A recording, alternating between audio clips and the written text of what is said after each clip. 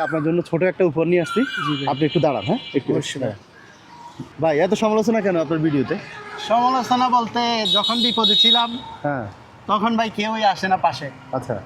যখন নিরুপায় হয়ে রাস্তা রাস্তায় ঘুরছি না খেয়ে, তখন যখন আপনাকে পাইছি খুঁজে, হ্যাঁ যখন আপনার দ্বারা একটা ভিডিও করলাম, যখন আপনি আপলোড করছেন, তখন দেখি যে পাশে দাঁড়ানোর মতো অনেক মানুষ দাঁড়িয়ে গেছে।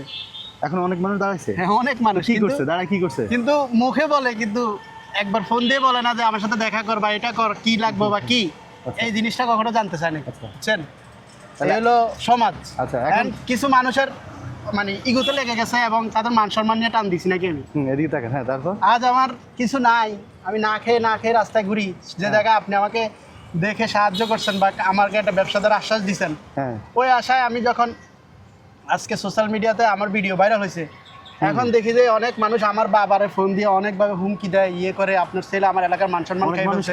দেশের মানুষ, আমার এলাকার মানুষ, আমার বাড়ির মানুষও আছে অনেক। আচ্ছা আচ্ছা, দেশের মান সম্মান খেয়ে ফেলছে। জানেন এটা আপনার জন্য ছোট উপহার আমার। হ্যাঁ, আর এটা খুলেন, এটা খুলেন।